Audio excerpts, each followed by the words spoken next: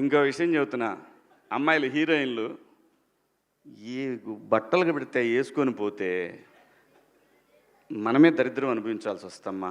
ఏమనుకోవద్దు, హీరోయిన్లు అందరూ మీరు అనుకున్నా నాకు పోయేది లేదు, లాగి పీకుతాం మనం, అది వేరే విషయం. కానీ మీ అందం చీరలోనో, మీ అందం నిండుగా కప్పుకునే బట్టల్లోనే ఉంటుంది తప్పితే సామాను కనపడే దాంట్లో ఏముండదమ్మా.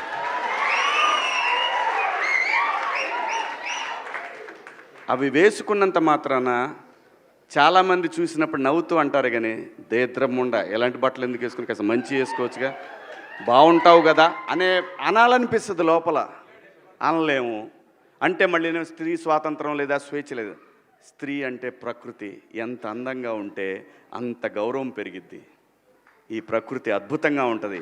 అలాగే స్త్రీ మా అమ్మ చక్కగా ఎప్పటికీ గుండెల్లో కనపడతా ఉంటుంది, ఒక సావిత్రమ్మ కానీ ఒక సౌందర్య కానీ. అలాగే ఈ జనరేషన్లో ఇంకా చాలామంది, రష్మిక, చాలామంది అమ్మాయిలు ఉన్నారు. వీళ్ళందరూ ఇంపాక్ట్ క్రియేట్ చేశారు కాబట్టి అమ్మటే చెప్పగలుగుతున్నాం.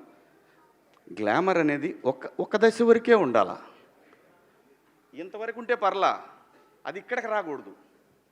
నేనేవాళ్ళే కానీ చెప్పడానికి మళ్ళీ అందరు రేపు పొద్దున పెద్ద పెద్ద వాళ్ళంతా బయలుదేరతారు, మాకు స్త్రీ స్వేచ్ఛ లేదు. స్వేచ్ఛ అనేది అదృష్టం. ఆ స్వేచ్ఛని కోల్పోవద్దు. మన గౌరవం ఎప్పుడు పెరుగుద్దంటే మన వేష భాషల నుంచే మన గౌరవం పెరిగిద్ది. అందులో ప్రపంచ వేదికల మీదైనా సరే చీరగట్టుకున్న వాళ్ళకే విశ్వసుందర కిరీటాలు వచ్చినాయి. Thank you so much. Over to you Naresh గారు. మీడియా వారికి, మా యూత్కి, జెన్సీకి, గీతా భగత్తో పాటు ఎలాగో సుదర్శన్ అండ్ శ్రావణి అందరినీ పరిచయం చేశారు కాబట్టి, పరిచయం ఉన్న వాళ్ళైనా మళ్ళీ అందరినీ పరిచయం చేయకుండా. Thank you very much. నువ్వు బయట కనిపించు bro. The secret of my energy. Right. So ఇందాక నేను రాగానే ఇవాళ మా దేవు ఏమ్మా హ్యాపీ హగ్ డే అంట ఇవాళ. హ్యాపీ హగ్ డే అందరికీ sir. Happy hug day. Happy hug day sir. Team వరకు సార్.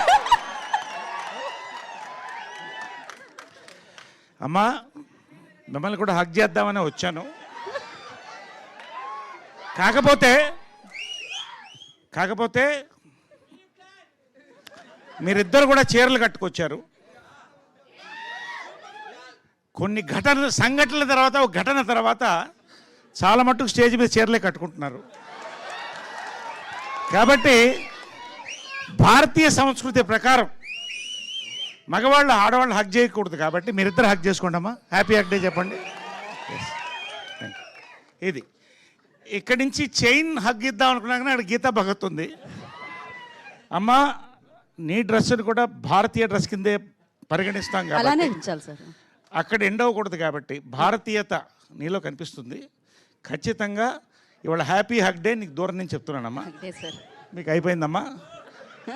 యాక్చువల్గా మనోడు ఏం చెప్పాడంటే రేపు పెడితే బాగుండేది సార్ అన్నాడు. రేపేంటి అన్న, కిస్ డే అన్నాడు.